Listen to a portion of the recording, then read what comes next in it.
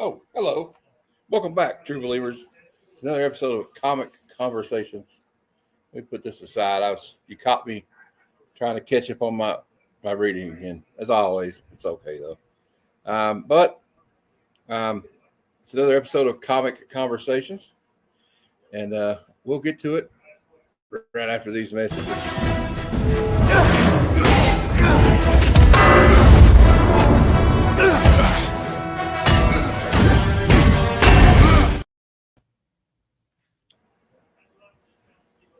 I always try to play a clip for everybody. I couldn't think of one of you, but you're such a cool person that I thought I would give you the coolest clip I could possibly find of a comic book movie. So I love that scene though, because you and I are both big Cap fans. I'm Cap fans from way back. So for him to take on a Titan like that by himself just shows the moxie, the actual willpower that he has. That he shows, it displays in the cinema and in the comics as well. You know what's also is funny? I'll tell you a funny story about that. I was in the theater watching that movie, and when he picked the hammer up, when he picked Mjolnir up, I jumped up and was like, "Yeah!" And everybody looks at me like, I'm like, "I don't care." You know how many? I said, "You know how long I've waited to see this?" Yep. Since Age of Ultron. Yep. Yeah, we got Danny here, Dan's Comic Corner. Hey, Dan. A friend of mine, Canada, my Canadian friend. All right. Good guy. Actually, Danny, I ordered. So I got picked up something for you, and I'll have to get your address. But anyway, okay.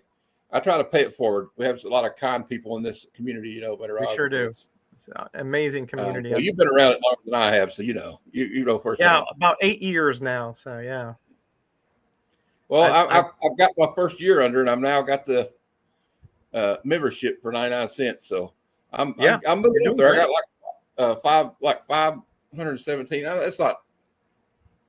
I mean, I'm not Mr. Beast or anything, but it's kind of cool when you start out small and then it just kind of slowly grows. No, you're doing great, man. I mean, the community is a lot bigger than when I first started, but to get 500 plus subs in a year, that's quite an accomplishment, in my opinion.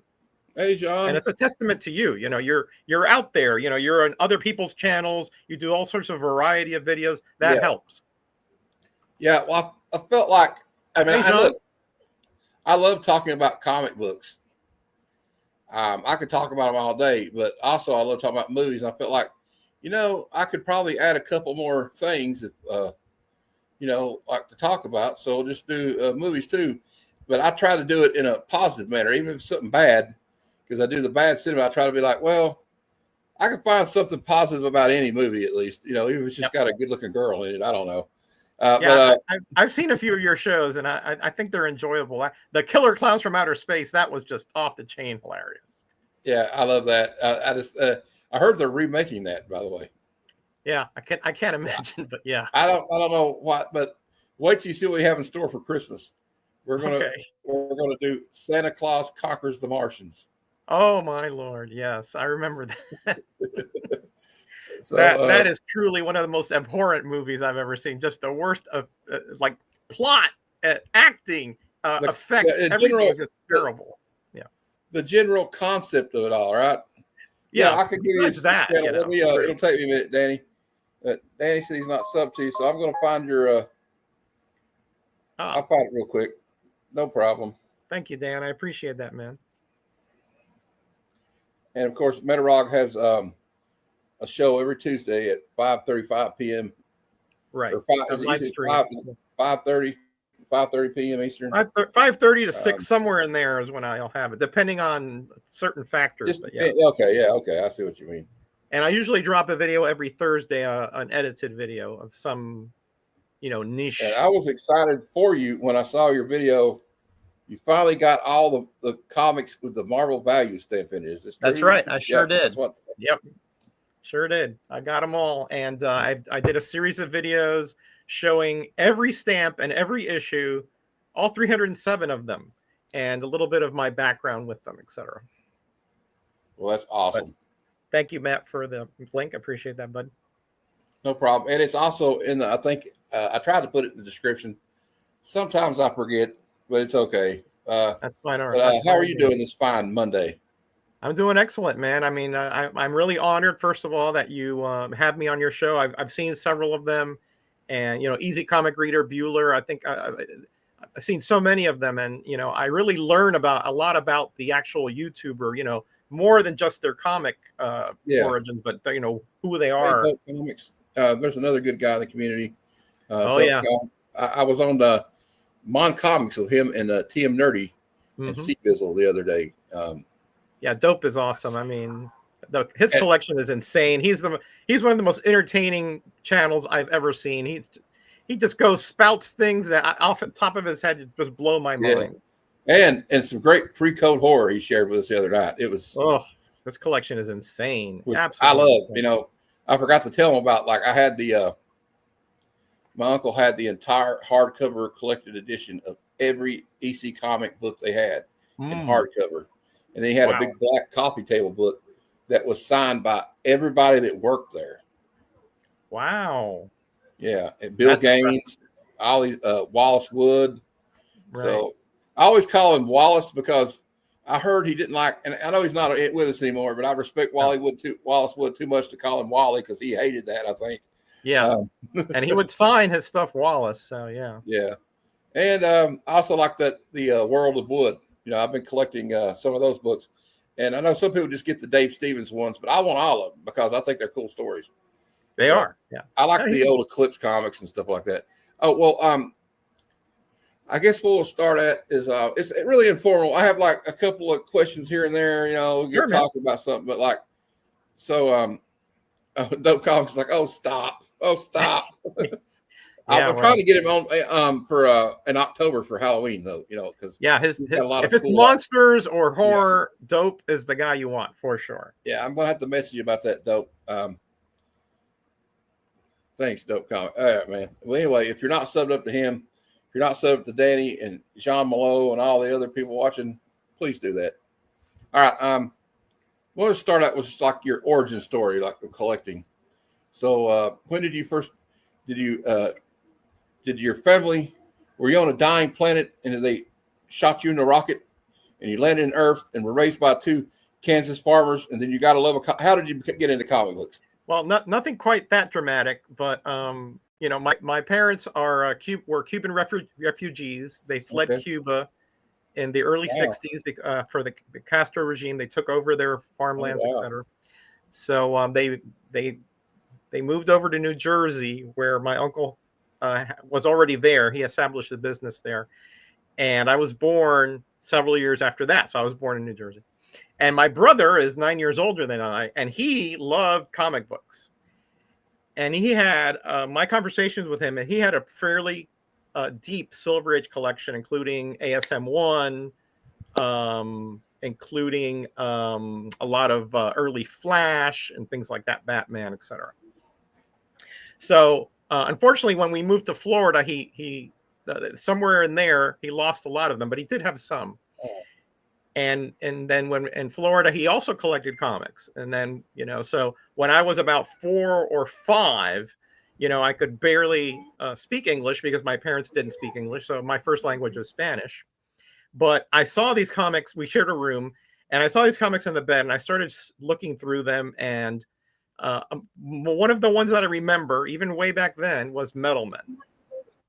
They just fascinated me. The colors, the dynamic ways that they change shape, and the quirky villains that they had just really spoke to me. It just very appealing. So when I went to school, at elementary school, and right before school started, we had a shelter where we would wait for classes to start. Usually there'd be people would drop you off, parents or whatever. In my case, it was my grandparents. And people had comics there they were reading.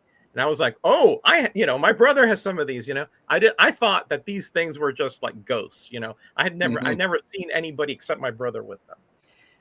And then I learned that people traded comics at school, And so that's where I started. I, borrowed a few comics from my brother and traded them off, and unknowingly to him. And then I would come back with several others. And that's Okay. where kind of my love for comics really started. My brother sort of kind of lit the ember there. I mean, but the flame was really lit at school when I got all those comics, including Harvey's and a lot of the Dennis the Menace, a lot of DC, not so much Marvel. That came a little later, but those kind of more kid friendly comics when I was 6, 7, 8. Yeah, yeah.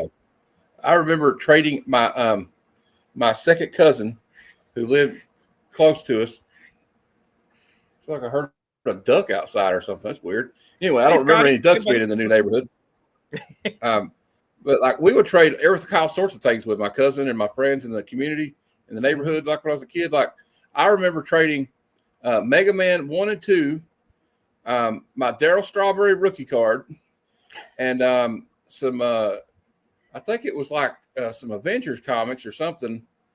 And I got like Punisher #1, and I think ASM was like 300, and a couple other things. And man.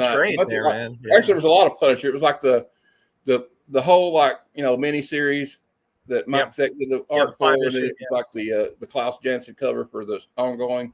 Yeah, and I thought it was a pretty good deal. I mean, think about it. I mean, the Daryl Strawberry rookie, I think it's probably went down in value a little bit. I don't know, but I always liked the Straw Man, but I had 2 of them, so it's cool. Yeah, incredible power for a thin fielder like he was. I tried to copy his batting stats when I was in Little League. Man, tough. Which is you have to have amazing. I was hot-headed. Yeah. Yeah. Just read my first Punisher recently and my first Daredevil. Oh, awesome. That's right. Yeah, he said so on his channel. Yeah. That's awesome. Yeah. That's kind of what got me into comics was like Daredevil and G.I. Joe and like the X-Men, basically like I created like Frank Miller and Chris Claremont and Larry Hama and molding my childhood a lot. So late 70s, early 80s was your your molded time. Yeah. Mine was earlier, more like the early 70s. Yeah. And I was stating that, after we did the trading and all that stuff, and I would badger my brother to walk me over to the drugstore, the corner of where we lived in Miami, and they had a spinner rack there. And I would collect bottles from the neighborhood and cans, things like that. Back then, you turn them in, you get 5 cents or whatever. So I would turn in about 10 of them, and you'd be able to get 2, 3, 4 comics.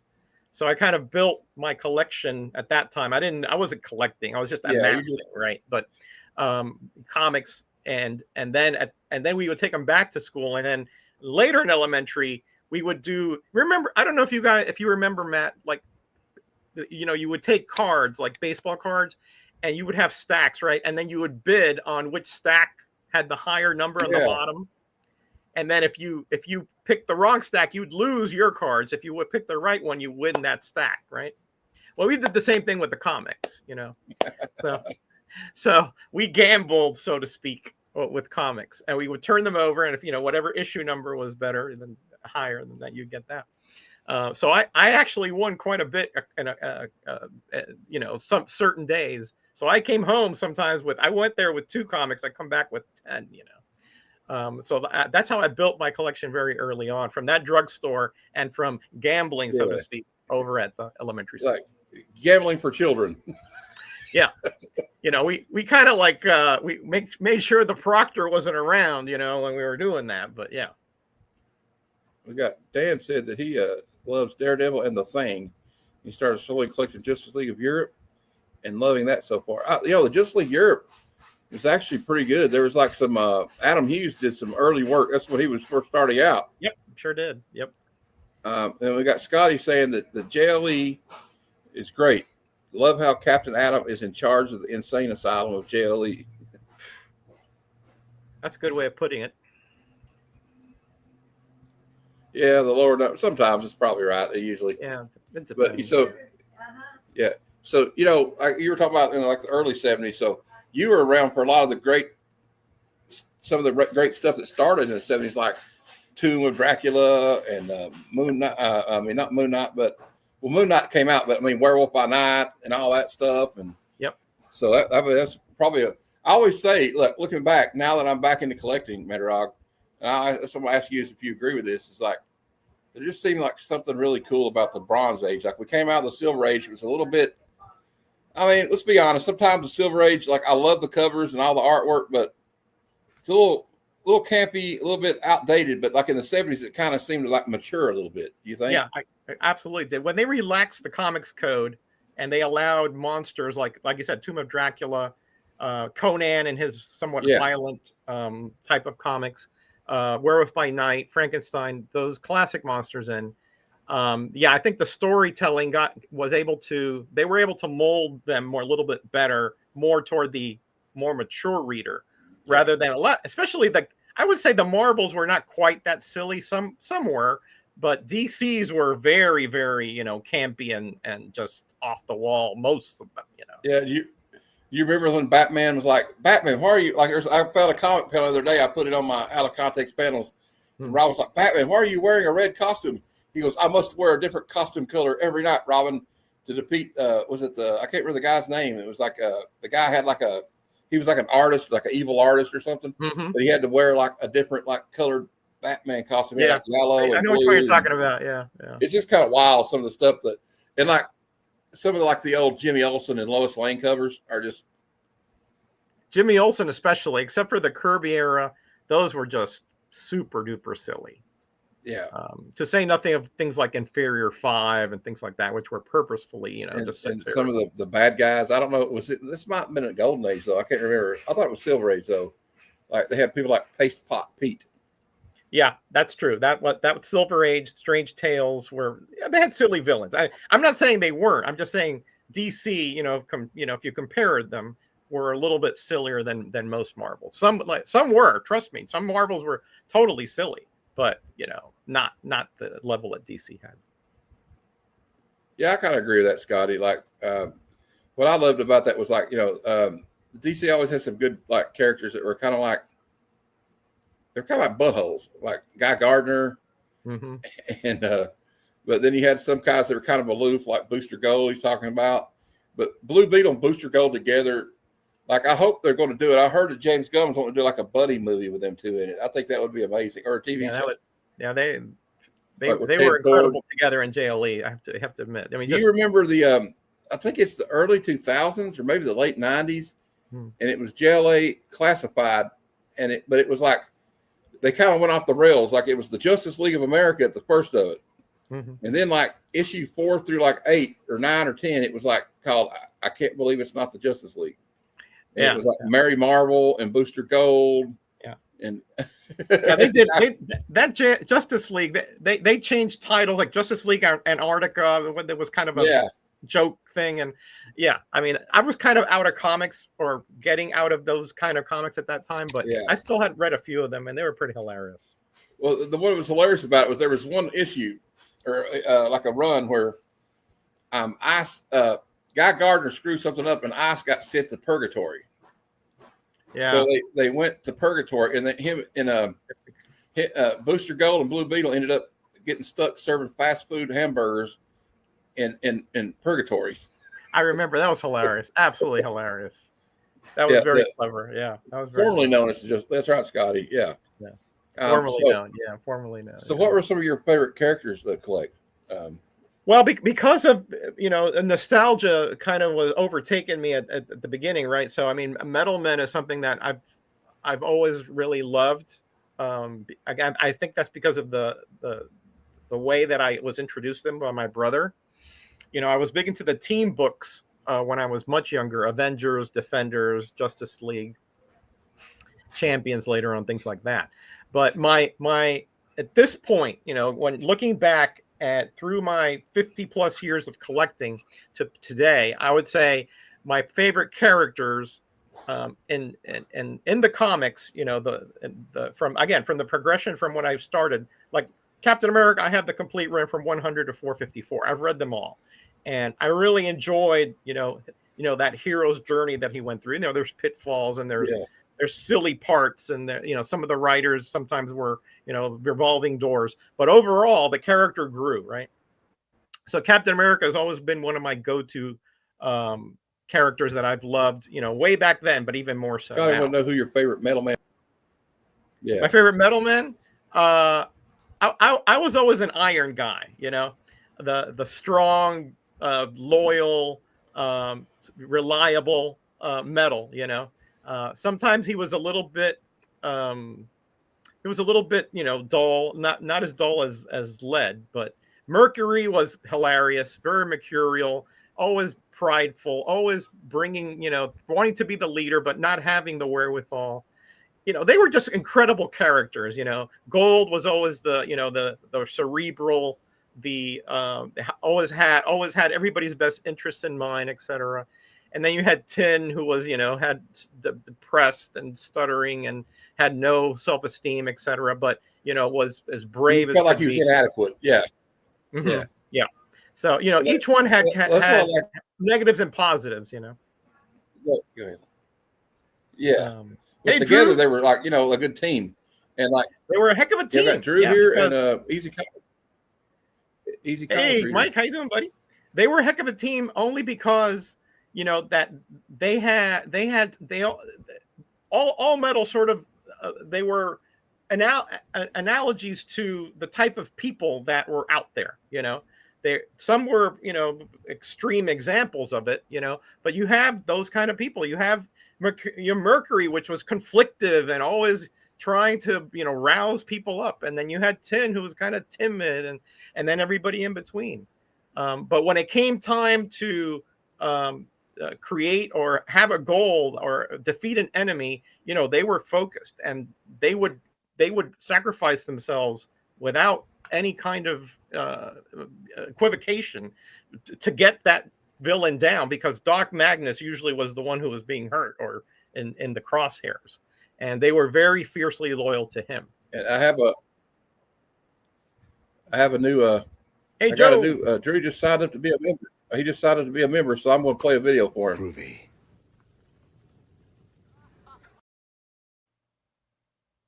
Ash. And he just gifted 5 channel memberships. So right, I'm going to play. I'm going to play this one for you. But let me find it. We'll do this one. We'll do one of in honor of Terrence Stamp and the 5 new members. To me, son of Jor-El, kneel before Zod. Love that. There you go. All right. Sorry, I didn't mean to interrupt you. I just like to play a video for him, you know. No, man, no worries. Hey, Mark. Thanks, Hey, Jeffrey. Circumstances. BL Blankenship. I don't think I've known BL Blankenship. That's the first time I've seen that name. He's been around before, but we got Not Near Mint here. Hey, Rob, how you doing? Hey, Rob. That's a Miami guy. Steve White.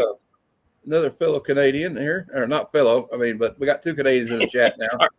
Are you a Canadian in hiding, Matt? Is that what you're trying to say? I'm trying. Don't tell anybody. You got to go up north a little bit from Kentucky. The fact that Platinum was always hitting on Doc was funny to my 2nd grade self. I agree. Yeah, she had a crush on Doc, she was calling me Platinum Doll or whatever. But and then she was jealous whenever a real woman would get involved, you know. So, yeah. Hey, Drew, welcome. There was a show I used to love. It was a cartoon. Yes, I still watch cartoons. I think it was like in 2009. Come on. 2009, 2010. It was called Batman, the Brave and the Bold. And they always have like Silver Age heroes and Golden Age heroes showing up that you didn't see a lot. And they did an episode with the Metal Men. And Platinum had a crush on Batman in this episode. So when Batman, they're at the professor's house or whatever, his lair, and he's wanting. I'll show you this video about these bad guys, Batman, and they're all going to sit down. And Platinum turns herself to a seat and says, "You can sit here, Batman." That's right. I remember that now. Yeah. Oh yeah, man, that's hilarious. Not Near Mint says, "I think every single one of us watches cartoons." Yeah, I mean, course, we're big collecting comics. Yeah, man. And then, you know what? I feel like I'm in a safe space. Then because Scotty's like, who doesn't watch cartoons? Come on. Yeah, Batman the Brave and the Bold was, and Aquaman on that show was hilarious. By the way, he was just so dim-witted, you know. But golly, let me tell you about the story. Let me tell you about the time me and Batman. Yeah, that's right. Oh yeah, man. the guy. Wasn't it the guy that was on the Drew Carey show? Right, I think he did his voice on that show. Yeah. What's his name? Yeah, I know who you're talking about. Yeah, forgot his name. But yeah, But yeah, so Captain America, Metal Right. Men, Ghost Rider was another one that I really kind of related to. When I was younger, I had some emotional issues. Nowadays, they probably put medication on it, but back then they were just like, get over it, that kind of thing. Yeah, rub some dirt on it. Yeah, exactly. So I just go and go by myself and figure it out, pray, and so that I kind of related to that. That he had like he had transformed into another person that wasn't exactly evil, but he wasn't totally in control either. And I kind of felt that same way, right? So I kind of related to Johnny Blaze in that regard. I didn't flame up and ride a motorcycle. I just got red in the face, So Ghost Rider has always been a character, the Johnny Blaze version, that I could relate to because of that. My earlier issues, emotional, etc. And Shang-Chi, Master of Kung Fu. You don't hear a lot of people talking about. I mean, he had a movie some years back, but before that, you didn't hear too many people talking about that character or that title because it wasn't a superhero comic per se. It was more like a spy novel or a mystery, noir kind of comic. But to me, when I read that from beginning to end, I found it to be, the best comic book story, as far as the whole series that I've ever read. And I've read hundreds, of course.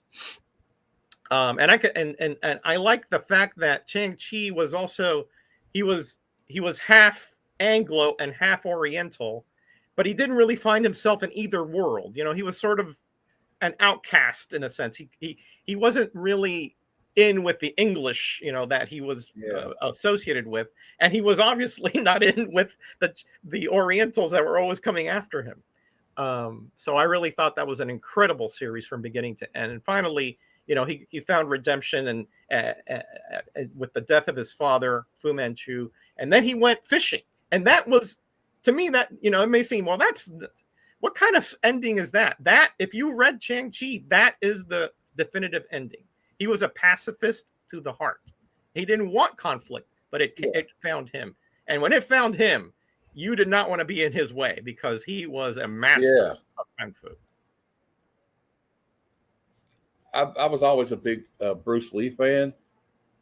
And that's what kind of attracted me to those comics, too. It's just because almost Shang-Chi kind of reminded me of Bruce Lee a lot. And also what else attracted me to it was it's probably not a very big secret in the YouTube community about one of my favorite artists of all time is Mike Zeck. And Mike Zeck did some of those issues like later on, like the first one. And he did a lot in the middle of the arc. Gene Day and also that's another thing. The art in those comics, a lot of them really mimicked the Bruce Lee style. There's a couple of covers where it's obviously Bruce Lee. Look at the abs, you look at the stance. It was Bruce Lee. But the art it started with Starlin. Buscema did some Gil Kane, etc. But then you get to the Gene Day, you get the Galassi, and then you get Zeck, and I mean it was spectacular stuff. You could tell they really put a lot of effort and they researched what the martial arts aspects of them are because they were on point. And the thing about Mike Zeck, he wasn't good at I don't feel like his strong suit wasn't you had people like Starlin and a few other people that I kind of elude my mind right now, but my brain scrambled from all this movie. It's been very hectic, but that did more like the fantastical, galactic stuff. You know what I mean? Right. Cosmic Mike Zeck was always grounded in reality. He was always good at drawing machine guns or people with swords or action. For G.I. Joe, he did a lot of G.I. Joe covers when in the middle of the run. And I just thought that he added a lot to that. And you see, when he's doing Cap, there's an amazing cover he did of Cap firing a Uzi. And the muzzle flash is lighting up Captain America's face. I just thought that it's just really struck me. And he always did these. And that's the reason I got into Captain America was because of him. And I also think the two of the guys I think of when I think, well, I guess I could say three. The three, and one of them is a writer. Well, no, there might be four of them. I'm counting a writer too. is Jack Kirby, obviously, right? Mike Zeck and Steve Epting, who worked with Ed Brubaker. Yep. When they did which I thought was amazing writing to like, along with great art by Epting, and like bringing back Bucky from a Golden Age character who had been resurrected as like, I think Rick Jones was Bucky at one time. Yeah, he had sidekicks. Yeah, but not the actual Bucky. Yeah, he had Jack Monroe for a while, which was like later became Nomad. Yeah. But that whole concept of him coming back, and like he had not died, and like he had been working for for the Russians. Yeah, for the Russians, and he was on ice. They would just resurrect him when they needed him. Yeah, and it was really that was a brilliant. That was a brilliant plot device there. I have to admit. Yeah. But I could talk. But you're right about Zeck, though. He, to me, you're right. I mean, Starlin only did the first 2 issues of Master Kung Fu because I mean that really wasn't his thing, but he was part of the creative team, But Zeck, I was buying off the rack those Captain Americas when Zeck was doing it, and it just blew my mind. Like you said, the way he's a master. A lot of people don't really focus on this, but he's a master of light and shadow. When you look at the Captain America run and the Master Kung Fu run, look at what Zeck is doing there. And you can see that he knows the perspective. He knows where the light is coming. He knows where it's reflecting. Those kind of details really, really put him, to me, as one of the masters of that bronze copper era of comics. They didn't clone Scotty, but a bunch of people's mascot, But Metaog could probably tell you better than I can. But in my limited knowledge, if I'm wrong, I might be wrong. But I know he started out with Bruce Banner and Incredible Hulk. Yep, because he was part of the Team Brigade. Yeah, and even the Team Brigade. That's back when like all the comics wanted to have a teenager. So the teenagers could relate more to. That's what they were marketing to. Yeah, basically he worked for the Avengers. Yeah.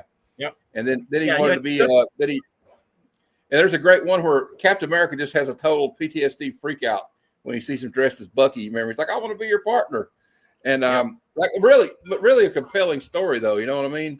Yeah. It really got you into it. Then, of course, he was even Captain Marvel, like Ricky's saying here. Rick Jones was everywhere, and then he became a Hulk type character, right? He came later on. I can't remember his name all of a sudden, but anyway, they did like a cartoon with him in it too. Yeah, he was A-bomb. Yeah, he was. They finally, it was hinted that he had some kind of radiation thing, but it wasn't too much later on where that came to pass. But the comics, they Batman. He had Robin, because again, that's who they could relate to. Justice League had like Snapper Carr, which was a minor character, but he was everywhere. Everyone. And then we had the Teen Titans. It's like every one of those guys had a side team. You're right. Teen Titans. Flash had Kid Flash.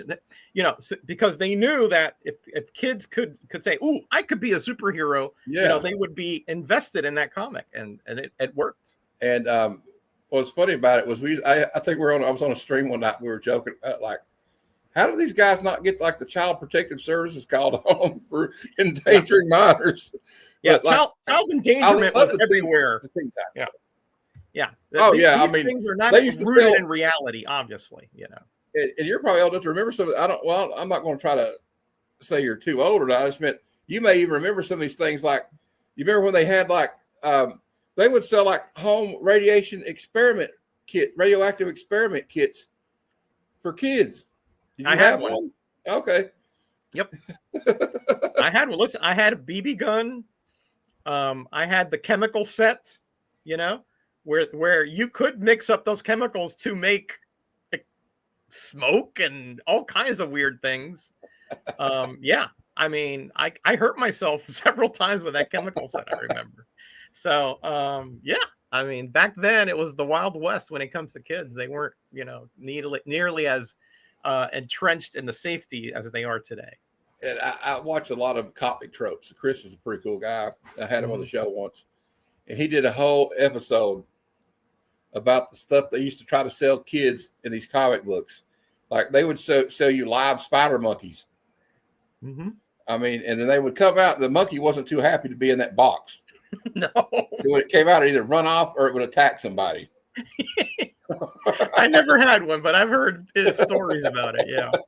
I would like to, that would be great to talk to somebody that actually ordered one. Like, what happened? You know, Yeah. I don't know, but like, and then they'd have like the even when I was a kid, I remember getting the ones. You remember the ones where like in the back or in the inside the comic, it'd be like sell these postcards door to door, and you can win these prizes. Yep. You know. Yep. Or sell grit. Yep. I don't know. I just thought that was kind of funny. Yeah, and you had all this. Okay, here's a good question, I think. Yep. Oh yeah, grit. Yeah. Grit. Yeah. I, and let me tell you, it's like the Hostess commercials in the ads in the middle where they'd have like, yeah, what are we going to do? I had a neighbor. The bank robbers I had a neighbor who just hand them some Hostess cakes. I had a neighbor who actually tried to do that. I think he sold one of those grit things. All they were like just articles from like months back, you know, like it was like it was terrible stuff. And you know, how about fireworks? They used to sell fireworks to kids, firecrackers and Scotty, it's the wrong kind of grits. It's the wrong kind of grits, Scotty. Yeah, it's the wrong kind of grit. It was supposedly a newspaper or whatever, but nobody wanted it though. Nobody wanted those. Yeah. Like, what are you kidding me? Go away, kid. Go away, kid. Anyway, and like they kind of like prey on children though. It's kind of weird, you know. Oh yeah, yeah, yeah. Those were the days, man. That was, again, like you said, obviously, of course, you know, the teen sidekicks, even that was not allowed. I mean, back then, but but you know, in comics, you know, we could always dream, you know, that we could, you know, be Batman's partner. You know, I was always looking around for Spider-Man when I was a kid, you know, down in downtown Miami, you know, things like that. That's awesome though. I mean, like I kind of miss sometimes, you know, the imagination we had when we were younger. Like I kind of thought, like I remember thinking, you know, the opening scene in Star Wars when they board the rebel ship and Darth Vader walks out into the hallway, I would hide behind the couch. I thought he was going to get me, you know. And I thought they were like little guys in the VCR, right, acting it out on the TV or something. I don't know what I thought. Come out, yeah. Well, I got another question about. I try to ask everybody this: what compelled you to decide to make a YouTube channel? Oh, okay. Well, I never set out. I'm sure you've heard this before. I never set out to make a YouTube channel. Never. I have a complete set of 30-cent variants from 1976. Marvel did a marketing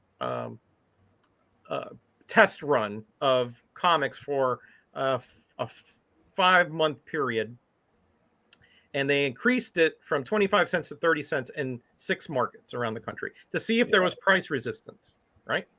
And so I didn't live in one of the test markets, but I found some around. You know, people in Florida, they, you know, from the north, they come down and they sold their comics, and I had a close relationship with my LCS, so I found several.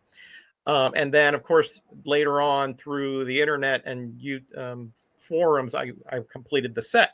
So somebody showed a few 30-cent variants on YouTube. I think it was Comic Quarter 410, I believe, was the name of the channel. And I just commented innocently, hey, I happen to have a complete set of this, not thinking it was a big deal, you know? Yeah. Right. And he's like, oh, I really want to see the complete set. I'm not sure what they all encompass. This is, you know, what, 2017 or so. Yeah. So I said, well, okay. So I got my back then iPhone 5 or whatever it was, you know, and made a really bad video, a terrible, awful, absolutely, you know, worthy of the worst cinema kind of video, where I show all my 30-cent variants. There's 186 of them, I do believe. And I put it out there, right? And people liked it, and they said, oh, what else do you have, you know?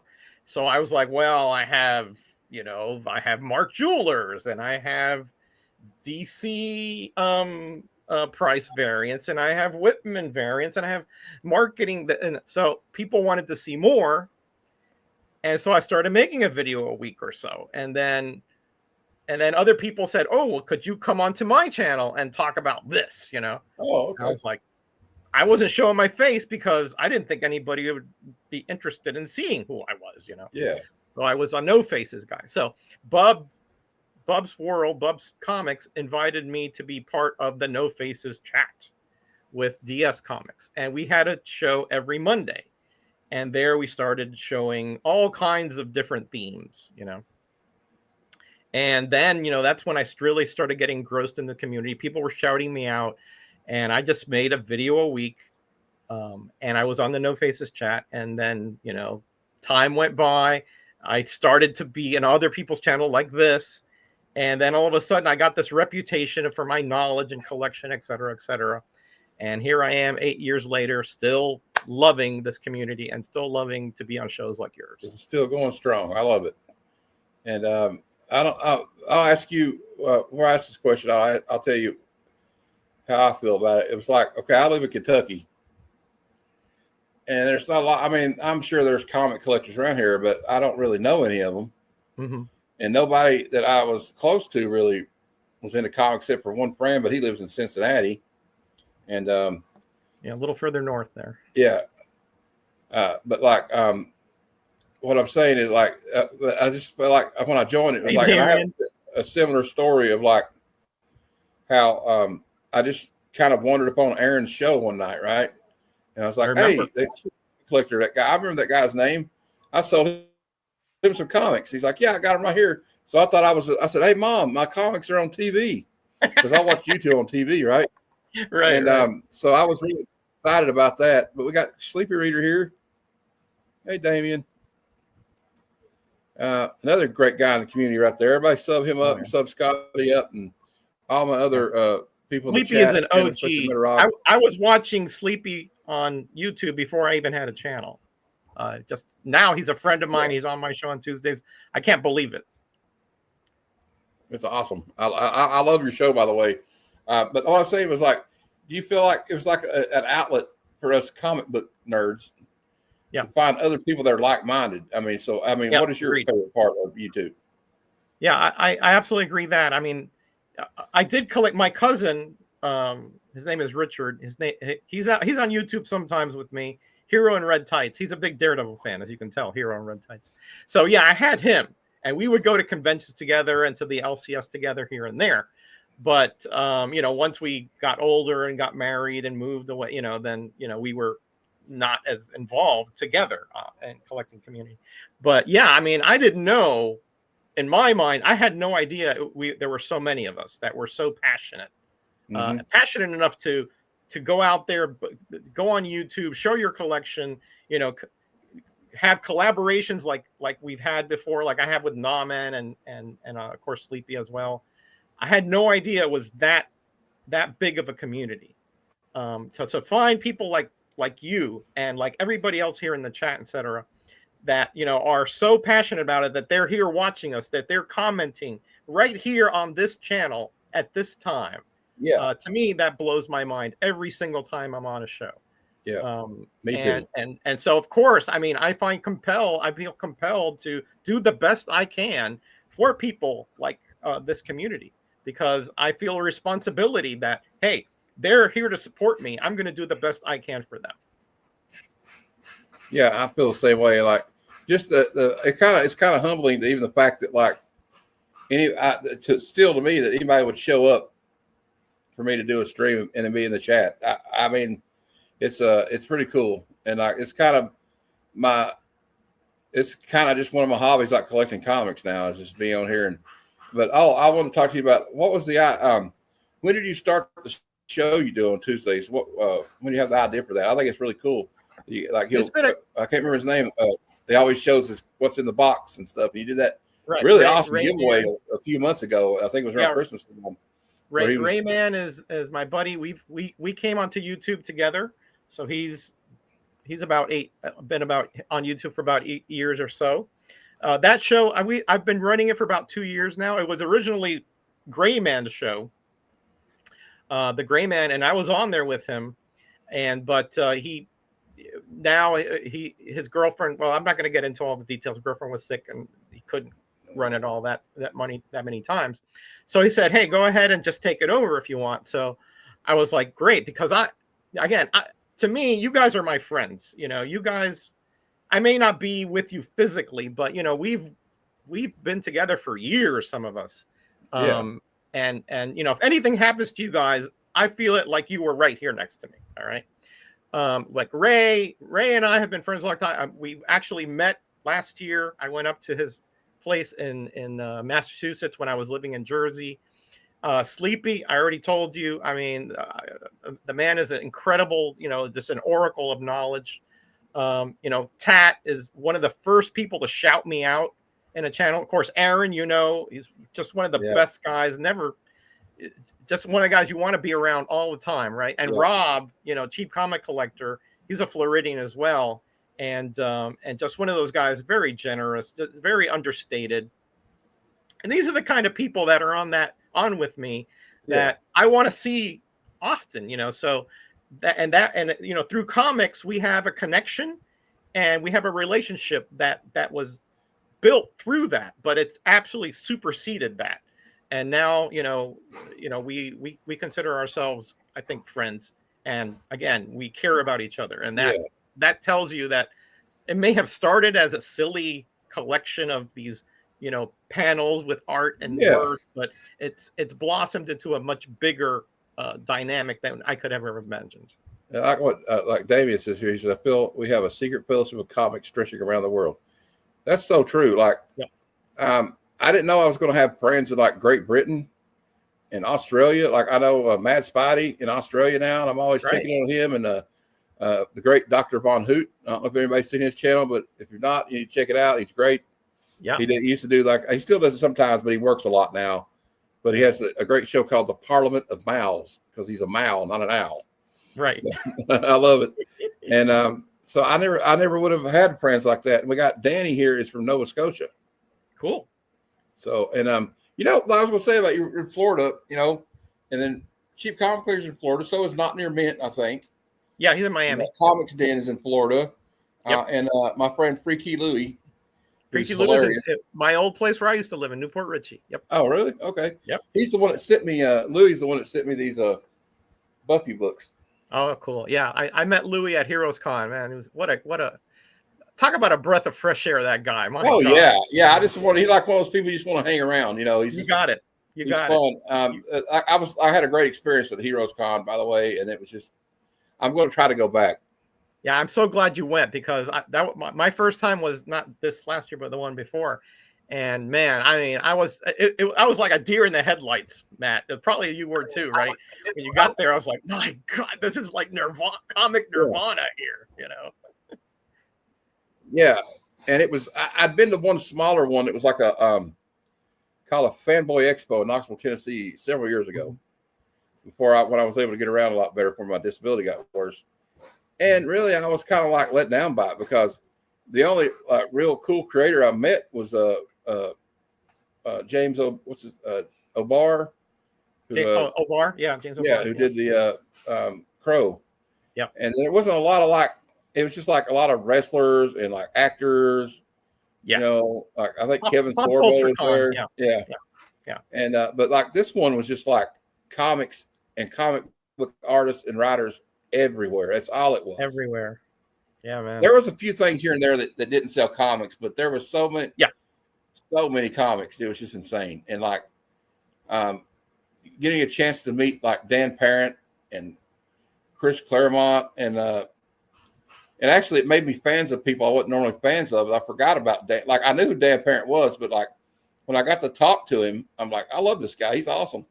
Yep. And there's actually, I remember Cheap Comic Collector was on, and I jumped on his stream, and I actually got to go talk to Don Rosa, and got Rob that actually talked to Don Rosa over the camera, over the phone. I thought that was actually one of my favorite things. I still have to send that to him. I got him a print autograph. Oh yeah, he'll get a kick out of that. Yeah, Rosa's another guy like that. I could talk comics forever. Yeah. And he had a sign. He has a sign at his booth that says, "This is not DuckTales. It's Uncle Scrooge." Uncle Scrooge, right? Yeah, a lot of people get that confused. Yeah. And but I just thought he was a really great guy, and I talked to him back in like the late '80s, early '90s. I mean, he's been around for a long time. I'm glad he's finally getting a little bit of credit that he deserves. Because the problem with Disney was with Don Rosa, and before him with Carl Barks, they didn't even put their names in the books to credit them, and You know, I'm glad a lot of things have publishers changed a didn't, little bit now, but yeah, that's I don't the thing, that the progression of comics has gotten a long way. You know, now the credits are on the cover. I mean, that was unheard of until the 21st century, pretty much. Yeah. And well, sometimes like on those gold keys, it's even hard to tell or the tell what number the issue is. Yep. They didn't put like the issue number a lot on some of them. Yeah, they did. But the comics weren't really. I had a great conversation with, but I'm gonna. They didn't really care, especially when it was kids' books. Yeah, they didn't. They really didn't. That's exactly right. And like I saw a video the other day of a comic convention in the late 70s, and they're like, "Oh, we got Batman #1 for $200." I'm like, "Holy cow!" Yep. Because I mean that seemed like a lot back then, but like if we had a time machine and had a couple of grand, we could make out like bandits right now. Yeah, man. But I wanted to see if anybody in the chat would like to ask you some questions before we close up. I like to keep it about like an hour. You know, I don't like to keep everybody for too long. Perfect. Let me just tell you this one story about I went to this convention in Miami in 1982. It was my first one. I was a senior in high school, right? And it was I remember the entrance fee was $1.50, right? So I was like, man, lay out $1.50 to get in, you know, I had to double think that, right? So I get in there, and you know, amongst many things, Stan Lee is over there, you know, just sitting on a table there, no handler, no nothing. Okay, he's over there, and I think I'm not sure who was around. Maybe Roy Thomas, maybe Steve Englehart was around there. I don't remember exactly who else. And he's over there, and he's just like reading a comic. You know, he's like reading a comic there. You know, and I remember seeing him on the comic books. I was like, that's Stan Lee. Maybe it's an impersonator or whatever. You know. So I go over there, and I just say, hello. You know, how you doing? Oh, good. Nice to meet you. And he shakes my hand, and he says, do you read Marvel comics? I go, oh, you kidding me? I mean, I'm like, I got a bunch of them, you know. And he just starts talking to me like we're talking here. That's awesome. For like 5 minutes until he gets called away for, I guess, a panel or whatever. And that's the kind of approachability that was there back in that era. Oh yeah. These people were not yet superstars. For us, they were, you know, personalities, but they weren't like the monoliths that they are today. So, and in that convention, I remember seeing a ASM #1, pretty beat up, $20. Wow. I only had $20, Matt. So I didn't buy that one. I bought a whole bunch of, you'll like this, Luke Cage, Hero for Hire. All right. I think from 2 through 30, something like that. And Spider-Woman, the whole run, 1 through 50. Okay. And that was only $10 for those two things. All right. And then the rest of the 10, I went through this guy's bin. I pulled out a bunch of old Metal Men because I wanted to complete my Metal Men collection. That's the kind of stuff that was out back then. We thought it was expensive back then, by the way, Matt, to buy that stuff. But yeah, of course. I had $20 and it was burning a hole in my pocket. Man, can you imagine what you could have done if you had $100? I was a high school student. All right. So Dan is asking me, what is your favorite new run that is out right now? And who's your favorite writer? Well, I no longer collect new comic books, Dan. I haven't since the early 21st century. So I'm not going to start to hypothesize what a run would be now that I would like. Now, I've been told, right, that there is a run out there like by Higgy Pop called Red Coat, and based upon what he says, I think that is a fascinating kind of concept, right? Somebody who's just been long lived and somehow managed to work their way through society, that kind of stuff. That sounds really, really interesting to me. It is good, actually. I've been collecting that one. Although I did cut back. I've only, I don't know if I'm proud. I'm actually proud to say that I only spend about $48 a month on new comics now. Wow. Okay. See, that would be unheard of in my era. But anyway, my favorite writer, listen, it's hard for me to conceive of a favorite writer because it just depends upon, which day you ask me this question, right? Yeah, 43 years later, correct. But I think the John Byrne Fantastic Four run is amazing, right? And so I would put him in that niche. I mean, if you just put that niche of the run together. But I think overall, looking at a body of work and how many different characters and series he's been involved in, and this name doesn't get out there much, right? But he did most of his work in the 70s and 80s. Name is Doug Monk, right? Moench. And he wrote amongst a million things, right? Deathlock, Master of Kung Fu, you name it. He had Moon Knight. I mean, he had an incredible run. And what I like about his writing is that he immerses himself in the characters. He almost like he goes and drills into their brain and said, how would they act out in these situations? Hey, Mark, how you doing, buddy? Hey, Mark. So, every character he has, even though he doesn't create the character, he kind of like mind melds, like Spock, who are they? What would they do in this situation? And so when he writes a character, it's from their perspective, how they would act, not what he thinks, but what he thinks they would do. Right. So I really think that he does not get the credit that he deserves. But when you look at his body of work and you look at, I haven't read a bad story from Doug Monk. Okay. I can't say that about too many other writers. Even Byrne has written some dogs. Okay. So, so that would be my favorite writer, is that Doug Monk, because of the body of work and the variety of work and the way that he gets inside the character's head. I really like that. So he was kind of like, he could do more than one kind of, like some people were more focused on like maybe war stories or sci-fi, but he could do it all. What you're saying? He could do it well. I mean, I haven't read his romance, but but yeah, everything that I've read, I've been very impressed by him.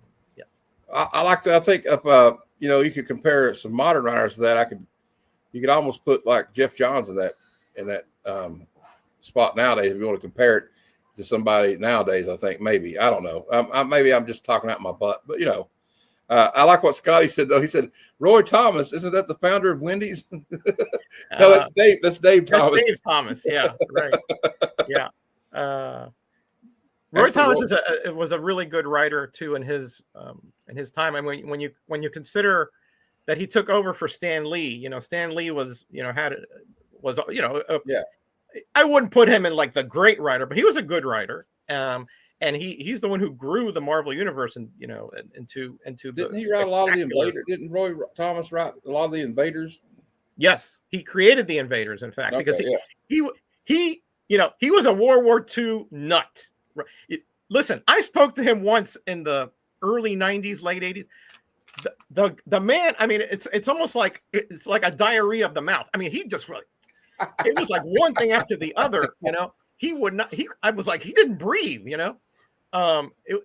He has so much knowledge that I think it's hard for him to rein it in. But he did a great job in the Invaders. Of course, he wrote Fantastic Four for a while. He wrote almost every Marvel title after Stan Lee, in the early 70s. And again, really good. I mean, I put him up there. I mean, I think that like you said, right, like that era. It was kind of like the formative years of Marvel. So they were trying to they had sort of a formula, so to speak. But as far as building the world building, Thomas was really up there with one of the best. And I just love the whole concept of the Invaders. I'm kind of like obsessed with collecting the whole run, because it's not that hard to get all of them, because there's like 41 issues, I think. 41 issues, and there's an annual and a giant size. They're not counting the giant size, which I want to get that too eventually. But I got issue 1 at Heroes Con this year. That's right. I remember you when you got it. Yeah. And actually, it was the first thing I bought. I almost bought so much stuff at the first booth. I was so excited. I said, "Wait a minute, I'm gonna go broke if I get everything now." Yeah, you got to pace yourself at Heroes Con. Yeah. I know. I did the same thing.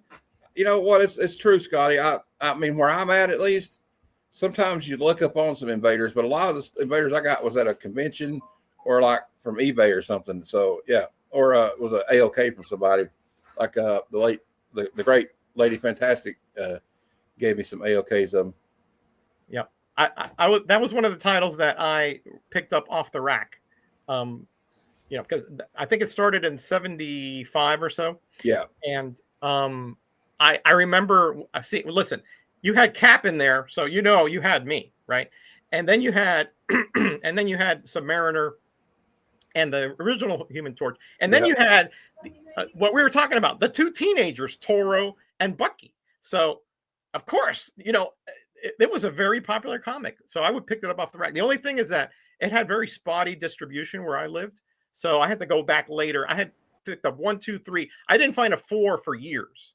And then I finally picked it up when I worked at the LCS. Okay. Sorry, I was distracted. I had my mom. Hey, Mom. She said that the cat's injured. They're in there trying to take care of it. Oh, boy. Wow. We just moved here, and he got in a fight last night with a black cat in the neighborhood. Okay. Yeah. So he's got hurt. We're worried. You know how it is with animals. They don't adjust well sometimes to new environments. And cats can be somewhat territorial. So, you know, if they're new to the area, they could try to assert themselves, or the other cat's trying to like get rid of them. I have an outdoor cat, so I know about that. I'm kind of worried about him now. Well, anyway, that's I guess it's a kind of a bummer to have to say that at the tail end of the episode. But you know, no worries, man. Life happens. I mean, we got a lot of I don't know. I'm a big animal lover, so I'm kind of worried about him. But I'm sure they'll take care of him. I've had dogs all my life, so I'm with you. But yeah, like the Invaders thing, and then I don't know. You were talking about. I heard you talk about the Defenders earlier. Yeah. And what I liked about the Defenders was they seemed to always be at each other's throat. Yeah. Yeah, that's exactly right. Because they didn't have, it wasn't really a team, really. It was sort of like individuals that would get together every once in a while when the situation called for it. Like not the Avengers who had a charter and a mansion and all. You know, they hung out at Doctor Strange Sanctum Sanctorum. You know, sometimes Silver Surfer would come in. Hawkeye came in a couple times. Hulk, you know, they'd summon him, whatever. Then Nighthawk got there with the money, you know. And they had one guy that was the figurehead, was the leader, kind of like Captain America was kind of like their leader. So like they kind of fell in line behind Cap, but the Defenders really didn't have that. They all wanted to be like the leader. Yeah. And one of my favorite issues is the one where some guy on the radio said, "Oh, by the way, the Defenders," or it was like TV or something. He said the Defenders are having open tryouts. You can join their team, and like every hero. All these heroes showed up at their door, and they're like, "No, you shouldn't be in this. I want to join the Defenders." And they all start fighting in the front yard. Yeah, that was Defenders for a Day by Dollar Bill, and he's the one who made the announcement because he said, "Hey, there is no membership. If you want to, you can become a Defender." So even villains came over. Yeah, you know, and they started to form teams to try to rein them in. And they, like you said, they weren't a team. They would fight each other. They were like, they run into each other. You know, it was hilarious. Damien has a question. He says, is there any comic you love more now than you did when you were a kid? Oh, really good question there. Really good question. I'm going to say, you know, Damien, and you were partially responsible for this. I'm going to say Commandy. Because when I was a kid, even though, again, Matt, we're talking about the last boy on Earth. Yeah. You know, so I supposedly I could relate to it, right? But when I was a kid, I didn't really get Commandy that much, you know. So I had some and I enjoyed them at a perfunctory level. But when I've read about more than halfway through Kirby's Commandy verse. And now I get it. It is a brilliant, brilliant series that, you know, really makes you pause and makes you consider a lot of the things that he's went through as a kid that we can relate to and how we have grown through it, right? Through the ignorance and through sometimes the confusion of our teenage years. And then you have these quirky characters in there Oh, You know, with absolutely. the anthropomorphic animals, you have the mutants, you have, you know, a semblance of a real world, but just topsy-turvy. It is entertaining and it is brilliant from beginning to end. I really enjoy it And much more now than I did it's as a kind of kid. got like the Planet of the Apes kind of world, like Yeah, post-apocalyptic thing going on. That's kind of interesting. And yeah. That there is a story there. I'm not going to get into it, but the DC wanted to adapt Planet of the Apes, but Marvel beat them to it. So they told Kirby, "Hey, make something up for you know, kind of a dystopian future."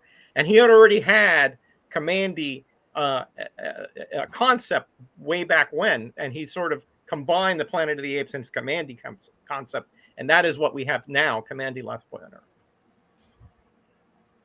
Damien says he didn't realize you weren't so into Commandy back when. All right. Right. I didn't think a lot of people did, but you know, again, you asked the question, I have to think about it. There are other things I would say that I could bring forth as Yeah. well. Like I would say, for example, a lot of the Charlton horror comics, Damien. I didn't appreciate the. Listen, when I was in elementary school and we would do the gambling or trading or whatever it was, and I would win those Charlton horror, I'd be like, oh, I'm stuck with these, you know, that kind of thing. But now I absolutely adore them. I find them that the anthology is really engrossing. So, you know, there are many things I could say, but I think Commandy, more than anything in the past year, thanks to you partially because you sent me all those other issues, I find them really incredible compared to when I was a kid. Well, there's some stuff like that, like in this community when you're another great thing about YouTube and this comic book community is like people will turn me on to stuff I don't remember that well, or I didn't maybe necessarily read when I was younger, like some of the Dark Horse Alien Colonial Marines, some of those Alien books, because I'm a big Aliens fan. Me too. And I've seen Aliens like 20 times, Matt. I love that movie. You know, I just reviewed it last week. I know, I saw it. And that's probably my favorite one is that one. I just started watching Alien Earth, which is the first episode seemed kind of slow. But I think I'm gonna keep watching it just because of what it is. But like, I even talked to Chris Claremont about it when he did the Aliens, Predator, Deadliest Species. Yep. And I said, so was that? I said, I know you'd been on the X-Men a lot, so was it kind of refreshing? I just want to know, you know, like to be able to write something else. He goes, well, he said what was great about it was he actually created a couple of characters that were not created. And they gave him credit for it. Like he got paid. Like he said, I thought it was pretty cool. And he said it was kind of fun. Oh, that's interesting. You know, I did not know that. I didn't know he got credited for that. Okay, cool. Damien says, for me, it's things like Metal Men, Jimmy Olsen, etc. I love them now. I didn't care when I was a kid. Same thing, Damien. Like the thing about Jimmy Olsen to me is it's just so crazy. Like they got these crazy covers. I'm like, I don't know if he's really Superman's pal or not. He's like doing brain surgery on Superman and having him run over by the Forever People. Yep. Well, those two titles I've loved back then and I still do today. So I couldn't use those because I've always loved them. You know, well, I already told you about the Metal Men and Jimmy Olsen, same thing. Those Jimmy Olsens were readily available back then, and I loved them. I just thought the quirkiness and the again, we're talking about another youngster who was Superman's pal. You know, so of course I wanted to read about it. Scotty said he hated the Punisher up until a few weeks ago. He thought he was a murderer after reading Punisher 2099. I was thrilled with this sledgehammer archetype. I don't know. When I was a kid, though, like the Punisher to me was just like, oh, this guy with machine guns. Because I think because my dad and my uncles were in the military, you know. Mm-hmm. And then you find out, like, you know, when they did the series that Larry Hama started called The Nom. Yeah. And then you find out Frank Castle was in Vietnam. Yeah. And like, I just thought it was a really cool concept. And I thought he had a cool van. And like that was, but you know, back in the 80s, that was the era of like the vigilante or the badass action hero, like Arnold Schwarzenegger in Commando or Rambo, First Blood and First Blood 2.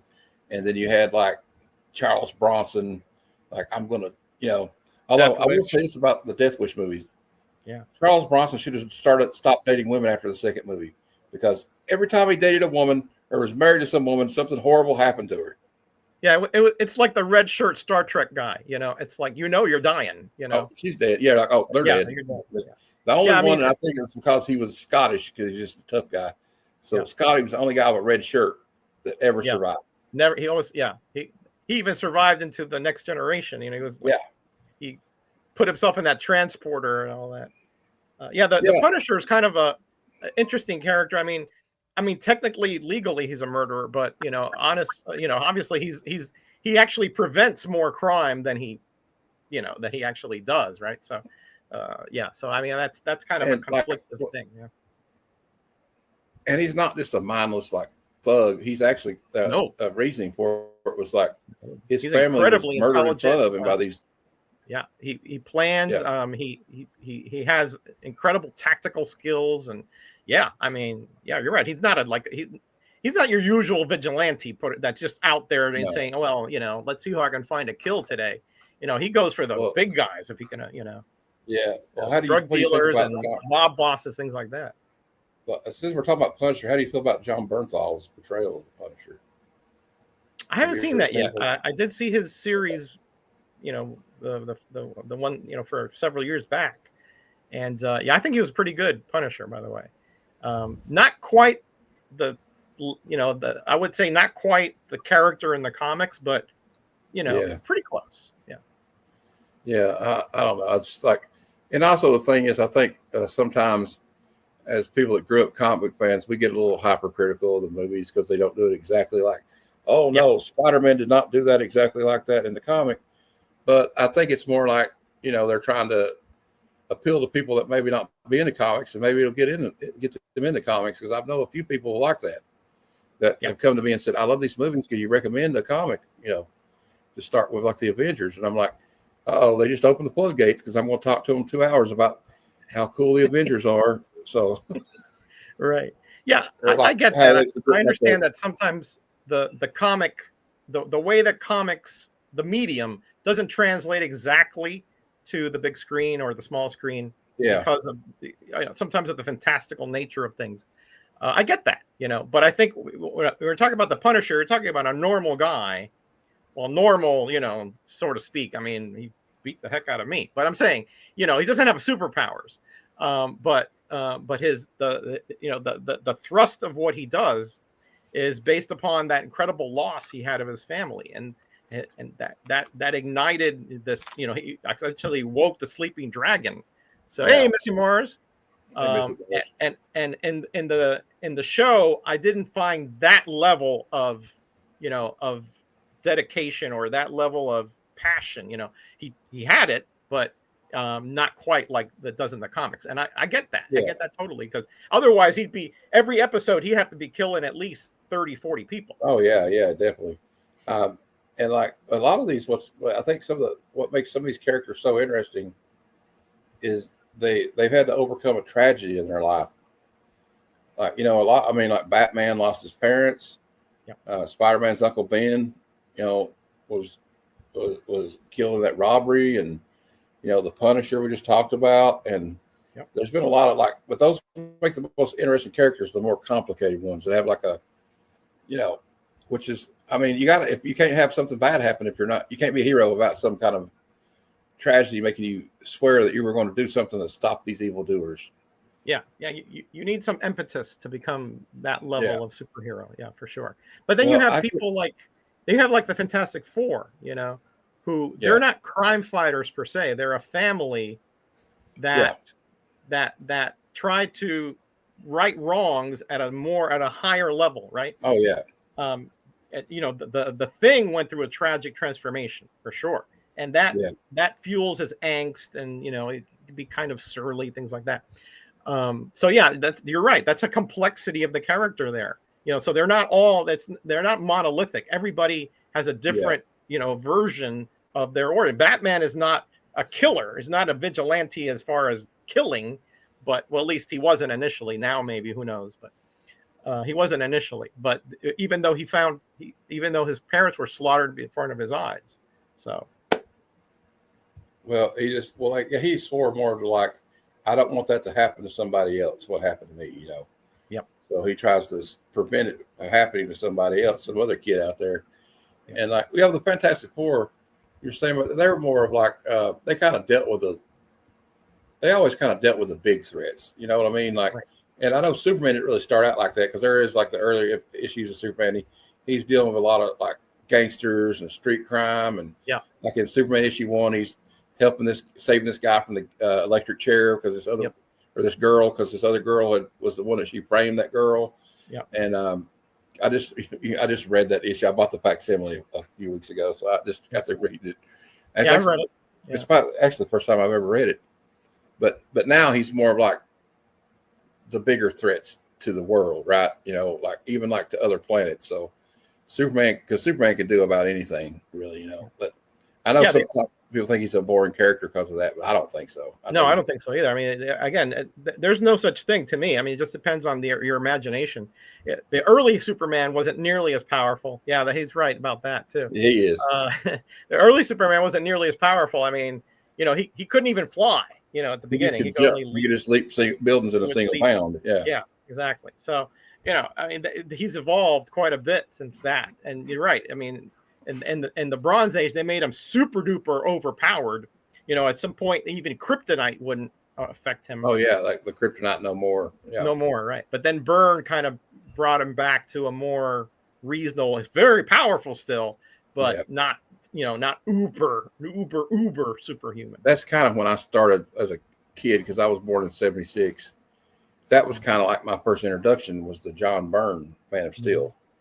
I actually did a review of the whole series about a month ago on here in honor of the new Superman movie.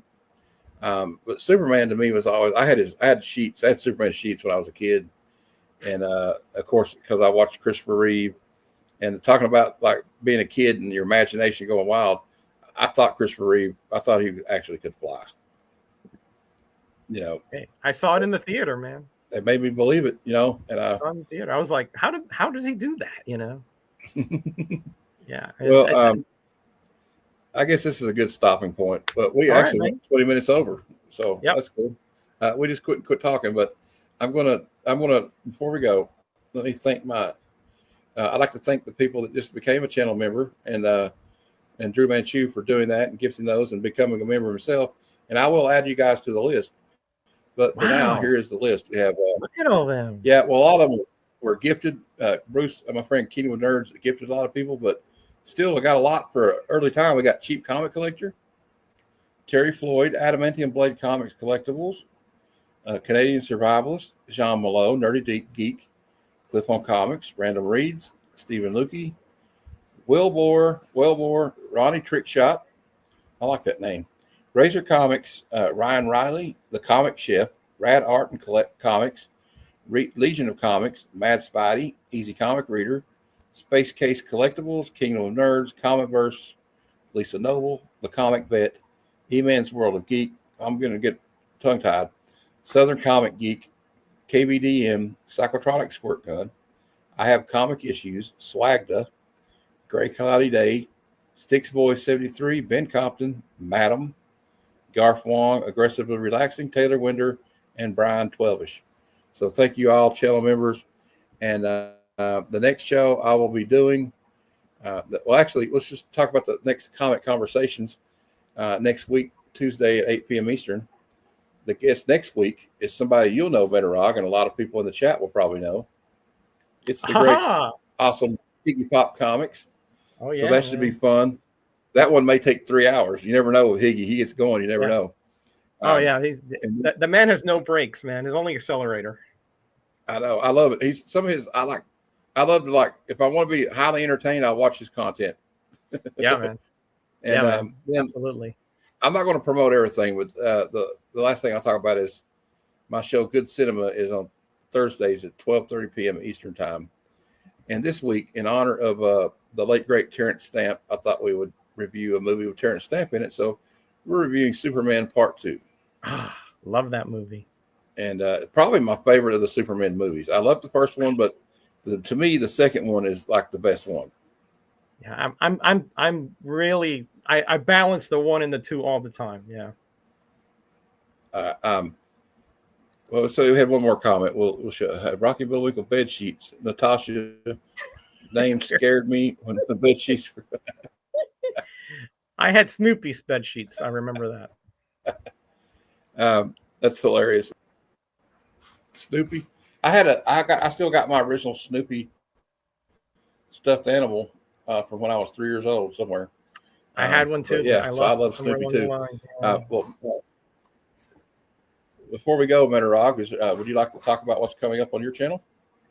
Just very briefly, like you said, tomorrow, Tuesday, I have my live stream at 5:35 with a lot of great community members showing. We have no agenda. We just show comics and we comment on them. Mm-hmm. We don't have any kind of format per se. Sleepy Reader's on there a lot, so and he's always got some really interesting stuff. And then on Thursday, Night Tiger came on Saturday. He came over. He spent some time here in the Meta Cave. We ate lunch together and we went to the LCS. So I put a little video together of our adventure that day, and I will drop that on Thursday. It's a short video, and including the comics I picked up for 70 cents each over at the LCS. Awesome. Well, I'll be in the chat. I'll try to be in the chat. Sometimes I got stuff, a lot going on here the last couple of weeks. But and thanks again for having me on. I had a blast, and of course, I'm a big fan of you and your channel. So it's really an honor for me to be on here. Well, you're kind of an inspiration for me too, because I like the channels that keep it positive and they want to talk about their love of comics, and they're not hypercritical of everything. I see a lot of people. I know the negativity kind of is popular sometimes, and people want to just talk about stuff and what they don't like about what's going in comic books. But it's always refreshing to just hear somebody talk about their love of the comic books and why they love them. Well, that's why I'm here. I'm not here to talk about my misadventures with comics. Nobody wants to hear that from mine. Me neither. I do complain sometimes, but I try to keep it at a minimum. Yeah. Very rarely do I hear anything about you complaining. So yeah, I try not to, unless it's about something completely not about comics. Okay. Right. I guess that's a good place to stop. I'd like to thank my guest Metaog for being on. He's a very gracious and a very good guy. And thank you all for watching. Thanks for all the people, for Drew Manchu for becoming a member and gifting those 5 memberships. But awesome. You know what Uncle Stan used to always say, Metaog? Until next time, true believers, Excelsior. Come, son of Jarrell, kneel before Zod! Snoochie boochies.